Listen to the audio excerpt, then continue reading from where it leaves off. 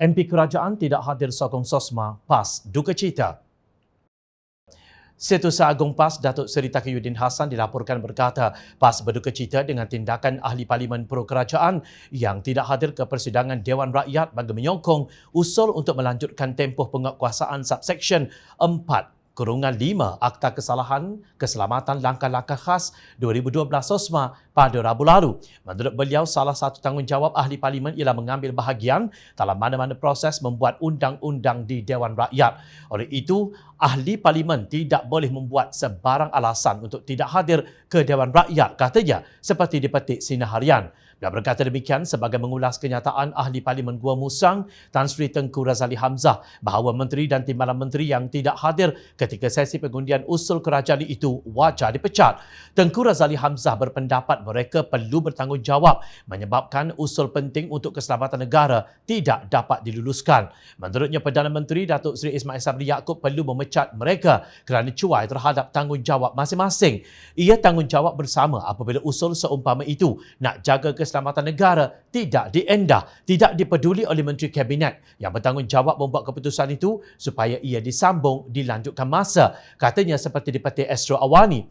Pada 22 Mac lalu, usul untuk melanjutkan tempoh kuat kuasa subsection 4/5 Akta Keselamatan Langkah-Langkah Khas 2012 SOSMA untuk tempoh 5 tahun lagi gagal setelah mendapat sokongan 85 Ahli Parlimen sementara 86 lagi menolak.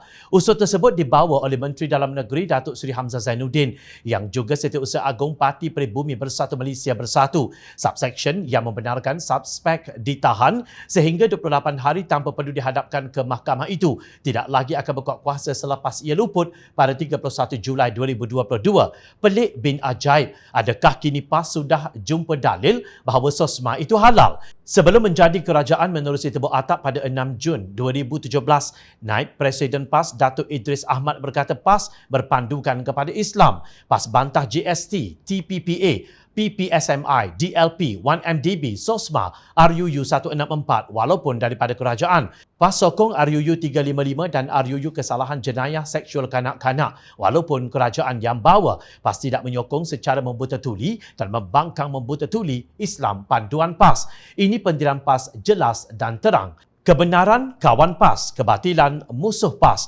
walaupun siapa yang bawa, kata Idris dalam satu kenyataan. Beliau menyelar pihak pengkritik parti itu makan dedak penasihat bergaji United Government atau UG, canduwala dan sesat politik kerana PAS sentiasa bersama Islam. Orang yang sabar sahaja boleh bersama dengan PAS. Golongan mustajilun ataupun gelojoh tidak boleh bersama PAS kerana PAS tidak mempunyai lampu ajaib. PAS hanya menceritakan Islam. Perjuangan PAS ada kaitan mati dan selepas mati. Orang lain hendak cerita pasal lain, ini urusan mereka. PAS yakin masa depan dunia sejahtera bersama Islam, tegasnya. Tiba-tiba hari ini, kononnya SOSMA yang zalim itu sudah menjadi maqasid syar'iyah.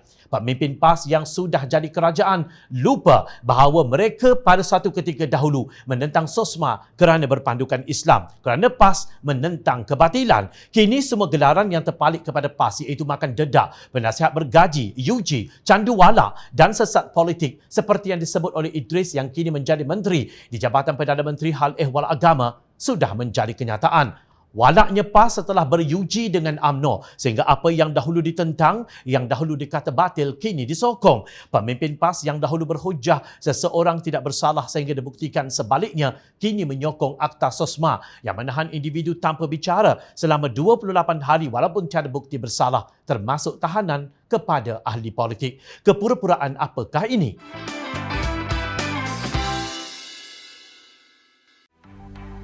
Mencari maklumat dan berita politik yang bebas, kupasan yang tepat, panas. Dapatkannya secara eksklusif hanya di Jom Channel. Komitmen kami, rentasan berita Isnin hingga Jumaat. Berbicara dan isu semasa, kami garapkan secara langsung. Panel-panel berkaliber dan profesional. Interaktif, pandangan anda kami raikan. Jangan lupa bersama kami di setiap hujung minggu dalam edisi khas mingguan. Jom Channel, moving forward, sharing a new experience.